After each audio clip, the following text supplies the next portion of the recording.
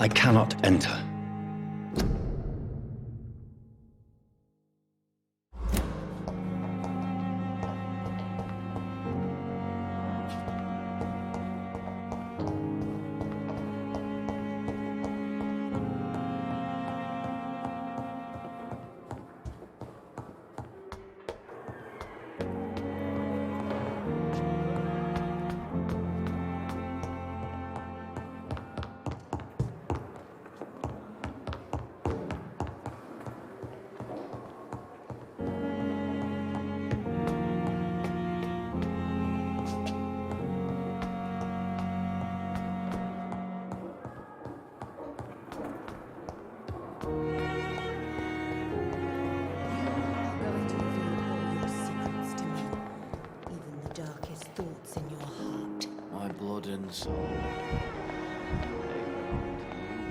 The life running in your veins. This dead flesh needs it. Oh, please spare me, Dark Queen. Spare your obedient slave. Good evening, sir. Can I help you? Unless you're here to fix my face. No. I don't think you can help me. I'm Dr. Reid. I've recently taken the position of head surgeon here. War injuries, am I right? You guessed right, Doctor. German shell took my pretty little mug right off. But they still call me Thomas Elwood. How is your stay with us, Mr. Elwood? Oh, it's bliss. I just escaped death in the trenches to be surrounded again by the moans of the dying. Can I ask you precisely why you're a patient here? It's the pain, sir. The drugs don't work. It just hurts under the scars, if you get my drift. Who is treating you? Is someone in particular looking after your case? Nobody since the old and tired doctor spoke to me. Started to think I was forgotten about. Wouldn't blame you. You don't seem worried by that. My face hurts so much more when I smile or cry. I've learned it's easier not to speak. But be assured I'm smiling inside. Can I do anything for your pain? Nurses gave me a bunch of pills. No effect. Told you. It's like the flames are under my skin, burning away.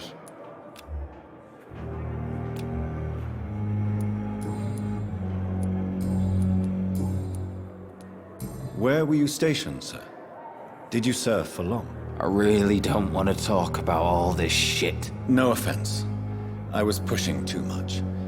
I served in France myself. I just wanted to know what happened to you. You were an officer, weren't you? Then I doubt we fought the same war, sir. No offense.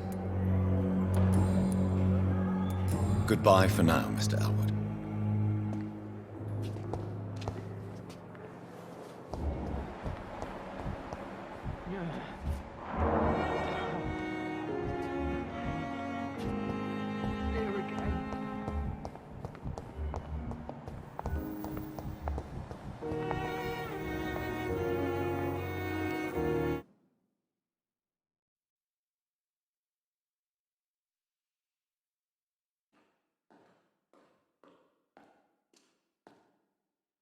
Fear and disgust on every street corner.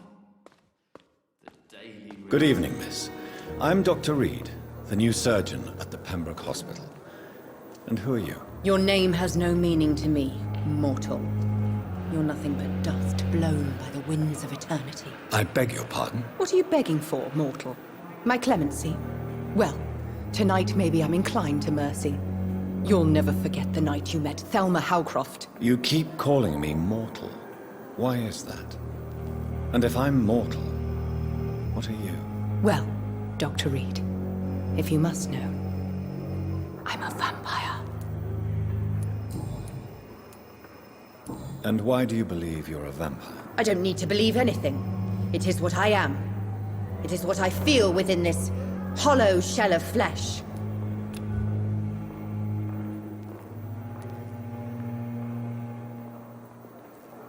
Please, describe to me how you feel. What is it like to be a vampire? I can hear my body crumble from the inside as my flesh cracks and fades. I sense the last pulse of pustulant blood within my drying veins. I need new blood. I see. Have you ever heard of Cotard syndrome, Miss HOWCROFT? Never. It's a mental illness discovered by a French neurologist named Jules Cotard. The affected patients are delusional. They believe that they are putrefying, that they are dead, a ghost or a ghoul, or in your case, a vampire. Delusional, you say? Oh, sad and petty mortal. You can't even begin to understand the concept of immortality. And you think it is I who am delusional.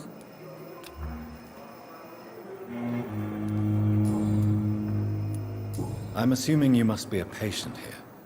Am I right, Miss HOWCROFT? It's only a cover. To hide from my enemies. I can leave whenever I want. As a woman, a spirit, fog, or bat.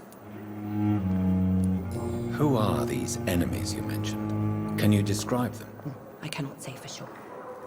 But I sense their eyes on me from nearby. I feel them watching me every time I visit the garden near the morgue. The staff here are not your enemy. They're here to help you, to care for you. I'm not speaking of the doctors in white.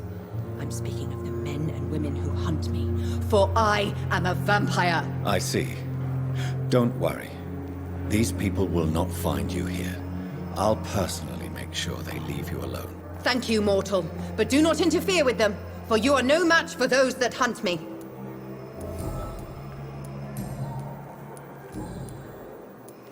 Who are you really, Miss HOWCROFT?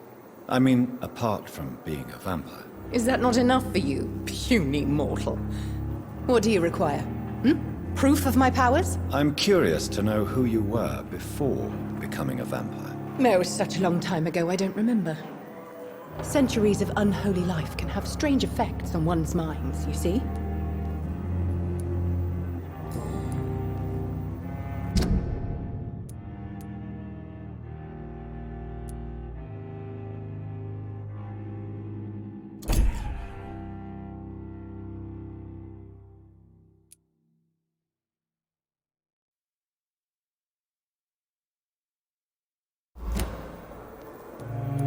I'll leave you, Mistress of the Dark, to your nocturnal activities.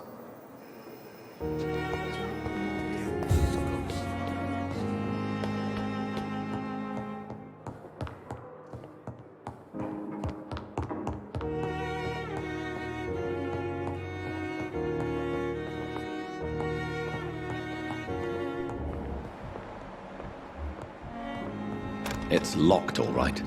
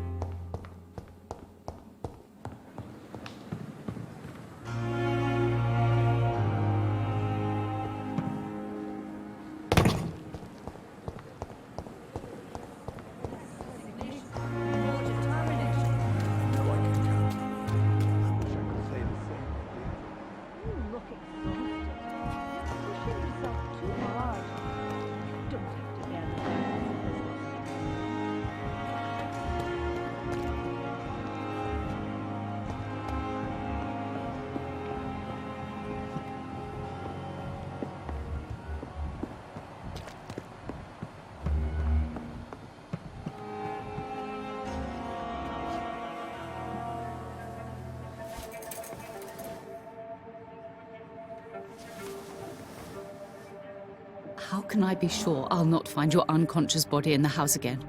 I promise you, you'll not find my unconscious body. For God's sake, how can you say such a thing? How can you refuse to listen? I tried to warn you for so long. No, I won't let my only son die. You promised me you'll stay alive. Your son lied to you, like the whole world lies to us.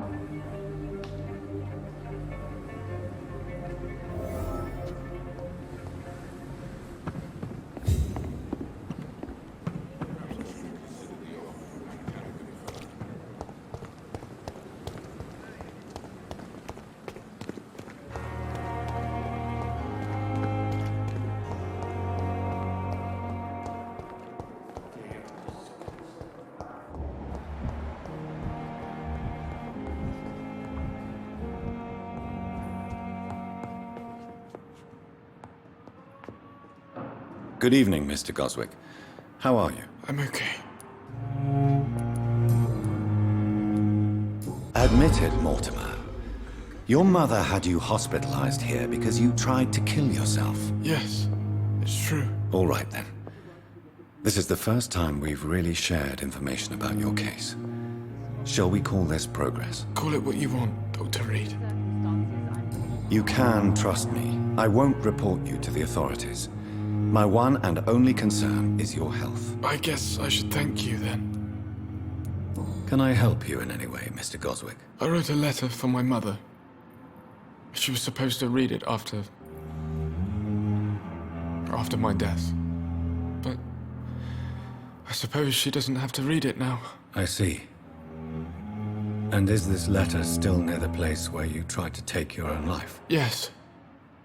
And I don't want anyone reading my last words. I mean, I'm still here.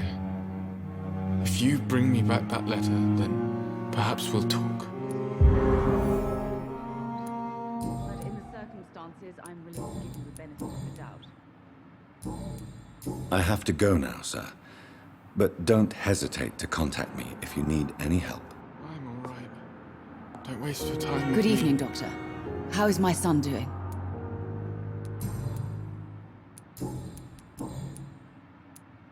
Your son wished to die, Beatrice. Why did you hide such crucial information? Are you not aware suicide is a crime? Mortimer could be thrown in jail. I can't let that happen. I won't. I understand you fear the legal consequences, Mrs. Goswick. But don't you realize your silence significantly affects your son's case? All my son needs is help and comprehension. Not judgment and punishment for what he may or may not have done.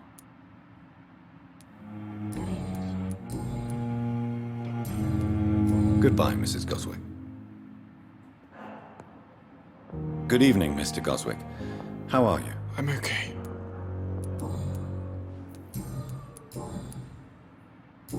I have to go now, sir. But don't hesitate to contact me if you need any help. Good evening, sir. Doctor.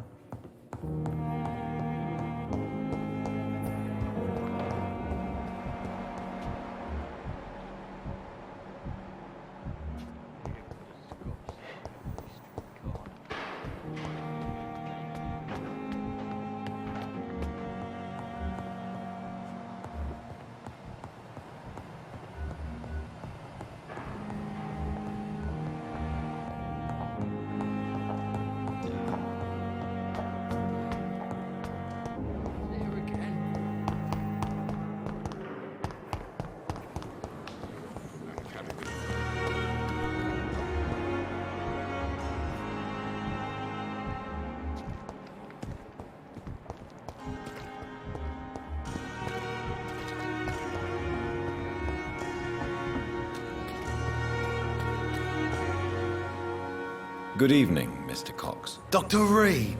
Still working at night, I see. I like that.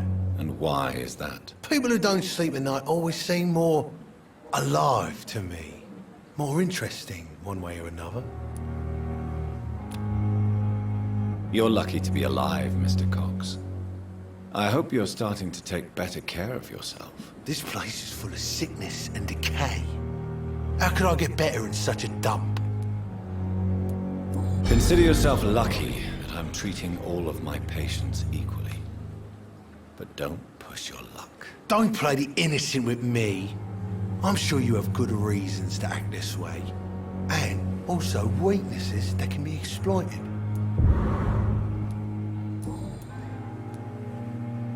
Do you ever think about that poor fellow I saw you push in the water? The wound he gave me will make sure I don't forget him. Still fucking hurts. Boss had cut me good. That man was determined to murder you. You almost died. What a surprise. The first time I met him, he nearly shit himself. Fucking coward. I guess revenge gives you balls. What did he want? Revenge? I recently had to kill his brother. Poor arsehole thought it would be easy to return the favour.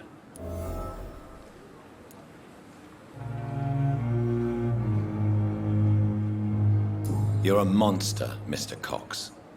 An ungrateful and disgusting man. I'm the toughest bastard you'll ever meet, Dr. Reid. And I don't give a fuck what you think of me. How is your hospitalization going, Mr. Cox? This is a shitty place with shitty staff. But as long as I'm treated all right, I'll be fine. What's wrong with the Pembroke staff? That bastard you sent to bring me here, Milton.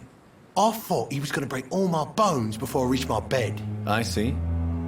Any other smart comments? The nurses aren't too ugly. Especially that foxy one, Nurse Crane. Pretty brunette, tough attitude, oh, I like that. What's wrong with the hospital? Come on, Dr. Reid. The place is a dump. Smelly, sad, and dirty. But you're alive thanks to the efforts and dedication of the staff here, aren't you? What are you expecting, a medal? I thought that saving lives was just part of the job. Must be an unsatisfactory profession at this time, I'm sure.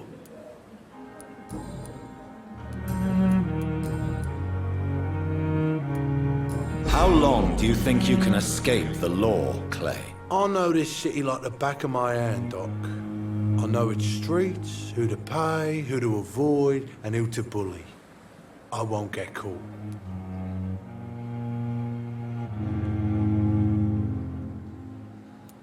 If blood and violence is all you understand, I'm sure it won't be long before you meet them, Mr. Cox. I ain't afraid of death. I don't hide who I am. I live my life honestly, which is more than I could say for most folks. And who are you, then? I'm the leader of the Wet Boot Boys. One day, I'll leave this shitty place and punch in the face all who thought I would not come back.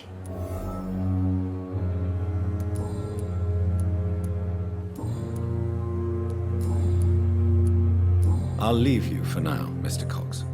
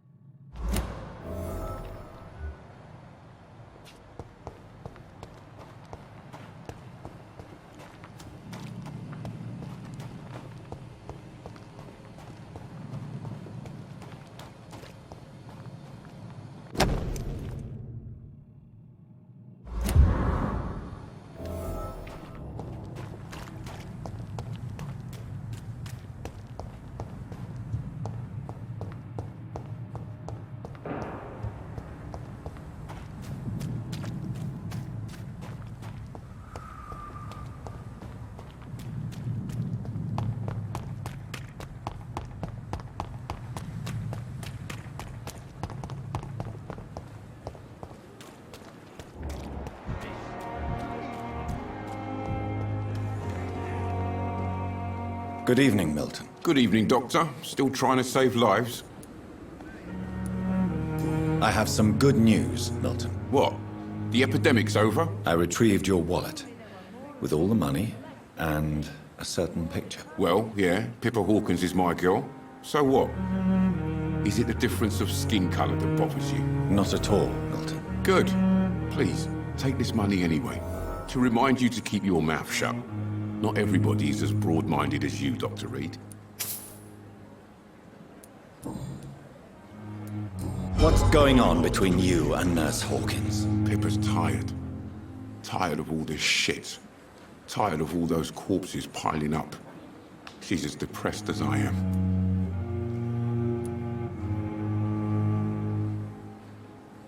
You do realize you could both get fired. Hospital staff are not meant to have intimate relationships with one another. Come on, Dr. Reid. Do you know how many rules are broken in this hospital every day just to keep it running? There's nothing wrong with what we're doing. During the war, I witnessed a few couples just like you come together in difficult circumstances. It can be very damaging. Maybe you're right. But we support each other. And that's all that matters.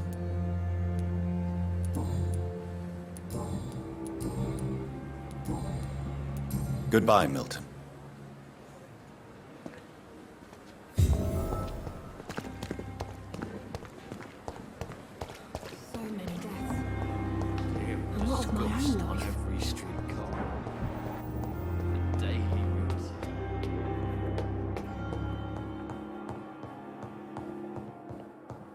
I cannot enter.